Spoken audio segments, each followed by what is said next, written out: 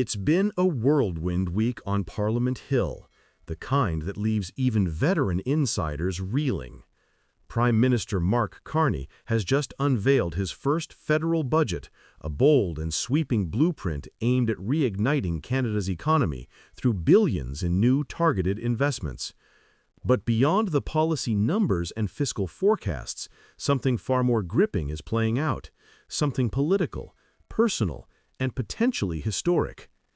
Because only hours after Budget 2025 hit the floor, the country witnessed a shock few could have predicted. A senior Conservative MP, long considered a loyal party soldier, made a move that sent tremors through Ottawa's establishment. He crossed the floor, walking away from his party to join Mark Carney's Liberals. And what he revealed next was even more explosive. In his first interview after the defection, he hinted that more division and more anger, and I wasn't going to be a part of that anymore. Follow his lead. How many people did you believe were considering crossing the floor with you when you had that conversation with the Prime Minister? I really think there was probably 3 or 4. We've heard upper numbers. I only know one for sure that was maybe considering it. So, it's always a maybe, but I think I see a lot of people within the Conservative caucus. Many of them are friends of mine. I hope someday they'll forgive me. But, people aren't happy with the leadership style, not just of the leader, but of the leadership team that's there. Quite honestly, a lot of times I felt it was a part of a frat house rather than a serious political party. What do you mean by that? Well, it was about who was friends with who. What kind of fun could you have with something? How could you end up beating up on someone else? What kind of negativity could who could be the most negative? Who could be the most cutting? That kind of stuff. It wasn't about opposing something. It wasn't about keeping government to account. It wasn't about trying to do the best for your constituents. It was about tearing down. And again, as a progressive conservative in Nova Scotia, a long-term progressive conservative, I'm looking at building bridges. I wasn't looking at tearing them down. It's been a dizzying week on Parliament Hill, one that's left even the most seasoned political insiders stunned. Prime Minister Mark Carney's government has just unveiled its first federal budget, a sweeping and ambitious blueprint aimed at reigniting Canada's economy through billions in new investments. But behind the headlines and policy papers, something far more human and far more dramatic is unfolding. Just hours after Budget 2025 was tabled, a veteran Conservative MP made a move that few ever dare to make. He crossed the floor, abandoning his party and joining Mark Carney's Liberals. And his reason? It wasn't strategy, it was frustration. In his very first interview, he claimed that 3 or 4 other Conservative MPs were thinking of doing the same. So what's really happening behind those closed caucus doors? And what does it mean for the future of Carney's leadership, Pierre Poilievre's credibility, and the stability of Canada's government? When you look at the budget itself, one thing stands out: confidence. The Carney government is aiming high, building around 3 central pillars: infrastructure, productivity, and defense. Billions are being directed toward projects designed to make Canada more competitive, more secure, and more resilient in a world of shifting trade and rising uncertainty. That kind of ambition comes at a cost, politically and fiscally. Some programs are being trimmed, and the opposition saw an opening to attack. But for one Conservative MP, this budget wasn't a reason to fight. It was the final straw. Chris D'Entremont, a respected voice from Nova Scotia, known for his calm pragmatism, decided he couldn't stand by any longer. He said his old party had stopped serving Canadians and started serving power, that it was more interested in tearing things down than building anything up. He described his caucus as a frat house, angry, chaotic, and close-minded.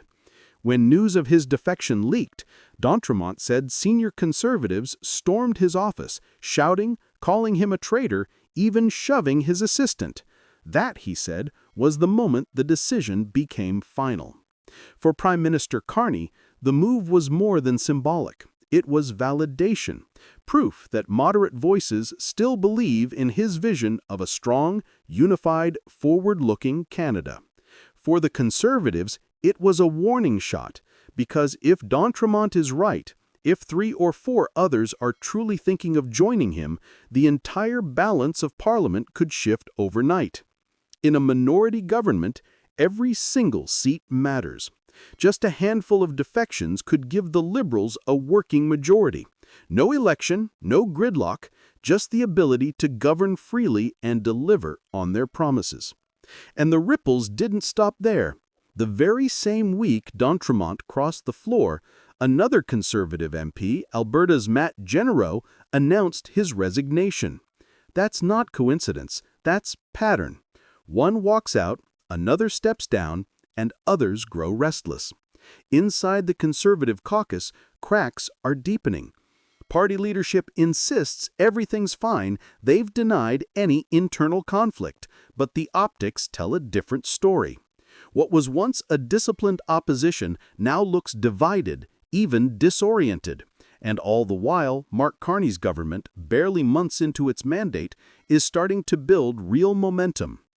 Carney's first budget isn't just about money, it's about identity, a statement of who Canada is and who it's becoming. It envisions a country where economic growth aligns with environmental responsibility, where defense spending reflects global reality, not political hesitation, and where leadership is measured by results, not rhetoric. It's not hard to see why that message resonates, especially with moderates and progressives tired of the constant outrage that has defined politics for years. Even d'Entremont himself said he didn't leave the Conservatives to gain power, he left to keep his integrity. But the bigger question now is who's next? Will others follow his lead? And if they do, what does that mean for Pierre Poilievre's future as leader? Behind the scenes, discontent has been simmering for months. Some MPs quietly worry that Poilievre's confrontational style may thrill the base, but alienate the middle, the voters who actually decide elections. Others describe a culture of infighting and performative outrage, where social media theatrics matter more than policy. When a sitting MP calls his own caucus a frat house, Canadians pay attention. And when multiple MPs whisper that they've thought about leaving, that's more than gossip. It's a sign of a party in identity crisis. Meanwhile, Mark Carney's Liberals continue to project calm and competence. The new budget doesn't hand out quick cash, but it lays a roadmap for stability, modernization, and growth. Exactly the kind of long-term plan Canadians say they want after years of chaos. Of course, there are risks. If Carney's majority comes through floor crossings rather than ballots, critics will call it opportunistic. They'll argue that voters didn't elect those MPs to switch sides. But under Canada's parliamentary system, MPs serve their constituents, not their parties. If their voters share their conviction, then the move is legitimate. Beyond the politics lies a question of principle, about what leadership really means. D'Entremont said he crossed the floor not for gain, but for purpose, to work with people who value collaboration over confrontation.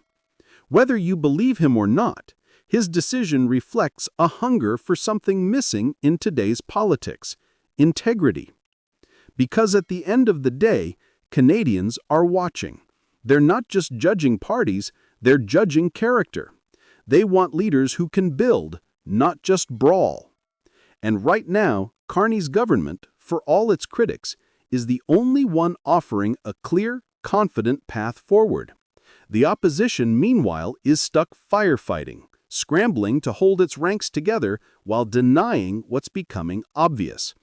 In politics, momentum is everything. And at this moment, Mark Carney has it. But the next few weeks will decide how far that momentum goes.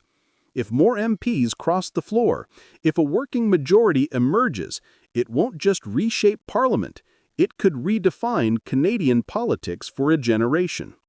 So what happens next? Do the Conservatives rebuild?